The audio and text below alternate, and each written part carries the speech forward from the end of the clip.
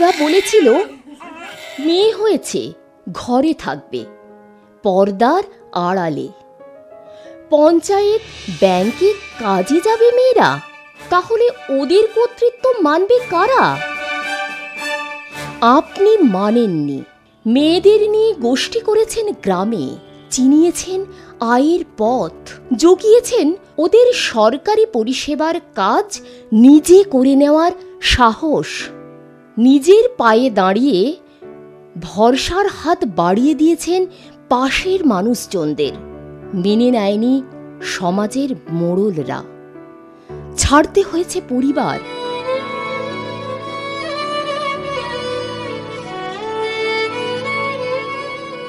ছাড়তে হয়েছে বাড়ি, কিন্তু ছাড়েননি লড়াই।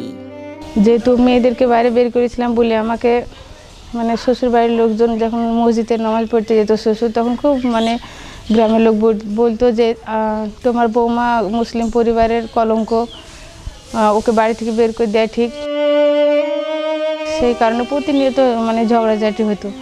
আজ যেখানে দেখছেন যে বাড়িঘরটা আমার এরকম আছে, এখানে একদিন বিকট জঙ্গল ছিল।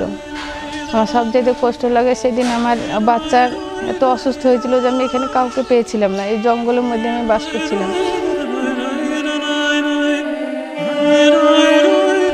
তারপরে এখানে অনেক এত জঙ্গল ছিল যে এই দিক দিকে হেঁটেও আসতো না। আমি একদিন রাত্রিবেলাতে একা খুব কষ্টে থাকতাম।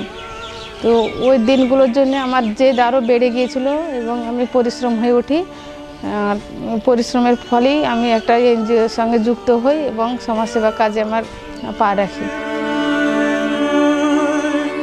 নিজে বাল্যবিবাহের শিকার, তাই বাল্যবিবাহ রুখতে তৈরি করেছেন কন্যাশ্রী যোদ্ধার দল। বাকিটা লড়াই জেতার আখ্যান।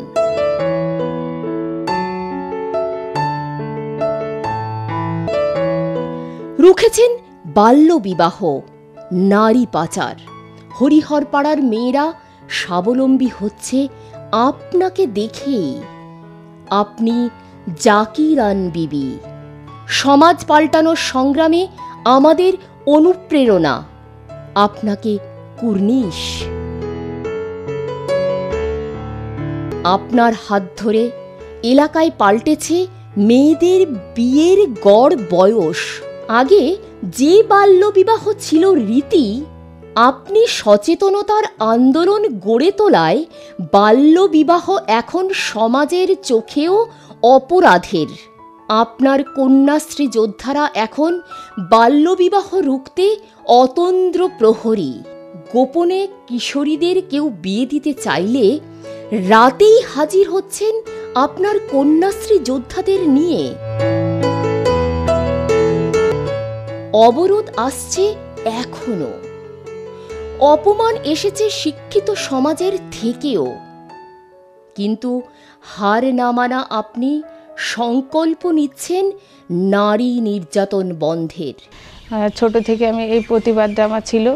আর আমাকে এই কষ্টের জন্য এই যে বনবাস দেওয়া, এমনকি পাড়াতে কারোর সঙ্গে যখন ঝগড়া হতো তখনও কিন্তু আমাকে বলা হতো যে তোকে বনবাস দিয়েছে, বা বোনদেরকে বাবা মাকেও শুনতে হতো যে তোর মেয়েকে বনবাস দিয়েছে, এই কথাটা কিন্তু শুনতে হতো।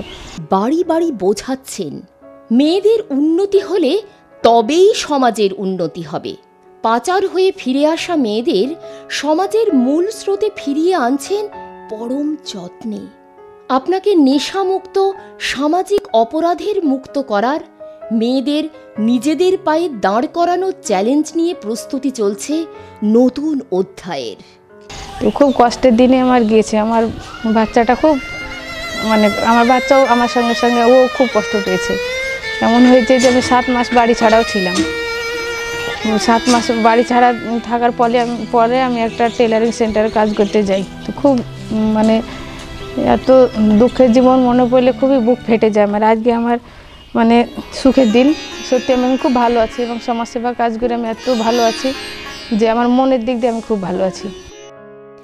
আপনাকে নেশামুক্ত, সামাজিক অপরাধ মুক্ত করার, মেয়েদের নিজের পায়ে দাঁড় করানোর চ্যালেঞ্জ নিয়ে প্রস্তুত চলছে নতুন অধ্যায়ের।